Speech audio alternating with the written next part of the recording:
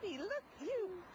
I look back and see a bit of a lost soul, a pleasure-seeking person that never quite found it. But I really feel as though I know where I'm going now. The thing I'm pleased about is that she stopped drinking, and if Islam have done that for her, well, it can't be too bad. A water, please. Oh my God. With no ice. Yes. Although Yvonne Ridley was willing to put on a veil as an undercover journalist, as a practicing Muslim she's so far stopped short of doing so. She firmly accepts the faith in her heart, but practicing it with her head may take a little longer. For Shanaz Malik, the journey from white slough teenage mum to burqa-wearing Muslim wife has taken 6 years. Even now, there's still one important step to go. I haven't told my family yet that I'm wearing the full veil, because I know it will upset them. They watch the media, they have a lot of preconceived ideas about Muslims, and so I have to tread carefully and explain that it's still me under here. Alicia, what are they doing? Reading a Mars. Reading the Mars. What's the old man doing? It shouldn't matter what I wear on the outside. You know, it shouldn't have an impact on how I am with them. Shanaz converted the day she married her Asian boyfriend Nasir, a childhood sweetheart she'd met at school. At that stage, he was Muslim in little more than name. But as with a lot of new Muslims, Shanaz's conversion made him re-evaluate his own faith, or lack of it. How's it going now, lad? My partner wasn't religious at all. He thought that he'd been brought up as a Muslim, and now he's realising that he was brought up as a Pakistani. And he's now learning the true Islam without all the cultural things included, and so it's kind of brought him on that path as well to find out the true Islam. She's changed me, changed my life around. She has. I've no choice. No choice. From a normal Western boy to a newborn Muslim, I'd say. And it's all down to my wife. Having found his faith, Naz decided at the end of last year to make an Umrah pilgrimage to Mecca. But when he came back in January, he found that Shanaz had been on a spiritual journey of her own. The more and more I had learned about Islam, I realised that I really should be wearing the veil. So I took the chance when my husband went to Umrah to put the veil on, because when he came back, he had that Islamic knowledge and he knew that it was the right thing to do, and it's still here. So I really enjoy, I love wearing it. I know that I'm doing the right thing, and it's a progression in my faith, and it did feel wonderful being able to walk out and know that I've got that little bit closer to being the person that I want to be. It was a shock. It was. Ninjas we call them. But it's her own doing. It's what she feels comfortable in, and I don't mind. The Quran says that we should dress modestly, and it's in our benefit to cover our beauty from strangers. I can wear what I want, you know, in the privacy of my own home. I can dress as I please. It's when I'm in front of men that are not my blood relatives and strangers outside. And amongst the sisters, when you're wearing the burqa, nobody can judge you.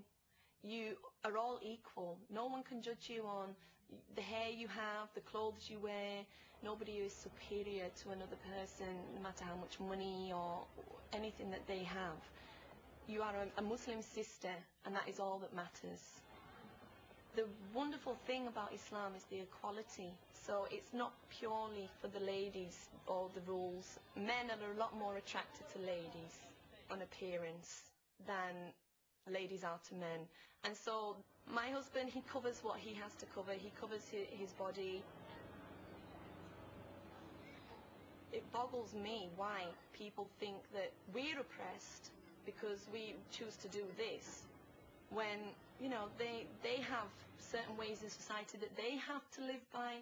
They feel that they dress a certain way, and that they have to conform to fashion and society. So if they think we're oppressed, they're just as oppressed as they think we are.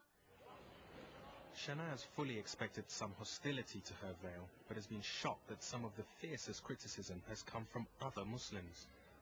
Even my husband's sister says to me, you don't need to go down that road, you're getting too extreme. You've got no right to wear that. I've had that said to me before by another person who claims to be a Muslim. I think it's because they know they're supposed to be wearing it and they're not, and all of a sudden there's an English girl wearing it, and it's making them feel, oh, you know, who's she to wear it? You know, it kind of puts the nose out of joint. I know how to do this part now. Shanaz insists on her right to wear and believe what she chooses, but as a parent, how much freedom is she willing to allow her own children? I know how to put this on. I'd never dream of forcing them to wear the scarf, because Islam is, you know, against that. And they wouldn't be wearing it for the right reasons if it was purely because their mother told them to. But if I'm able to teach them properly, then they'll know that that is what they should be doing, and they'll want to do it themselves. You like wearing your scarf, Alicia? Yeah. Why? Because I look like a Muslim girl. You look like a Muslim girl. Yeah. Is that good? And sometimes I play with your action man because I want to be a boy. It's a misconception.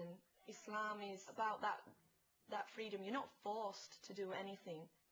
I'm not going to tell them that it's right what they're doing if they choose to follow another religion, because I believe that my religion is right.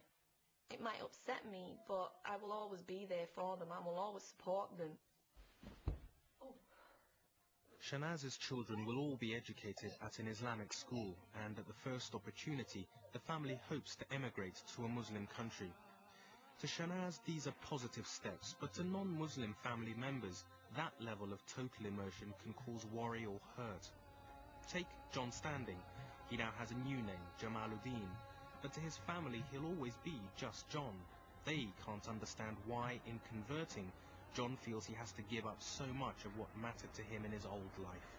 But he prefers to focus on the profit, not the loss.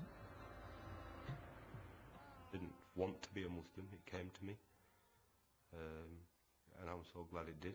It's the greatest gift anybody's ever given me. It was a strange way of converting, really. I mean, I met my wife, Nasira. I didn't like the idea of her being a Muslim.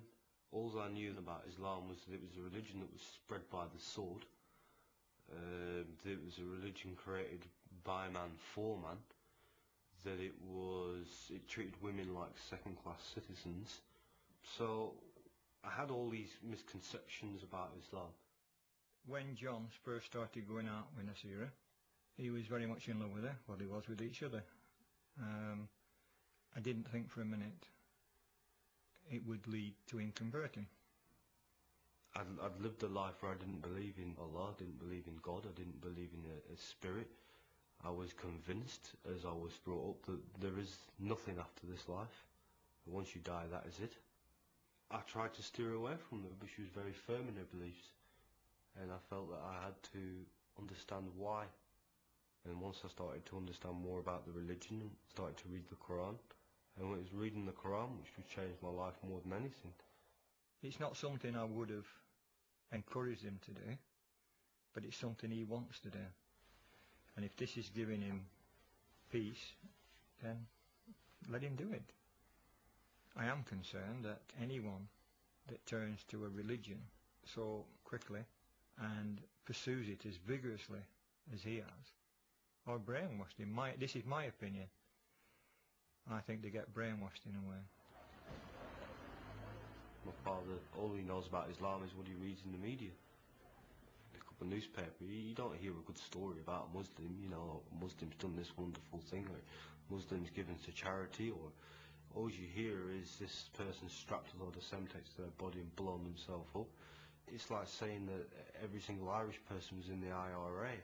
It's not like that at all.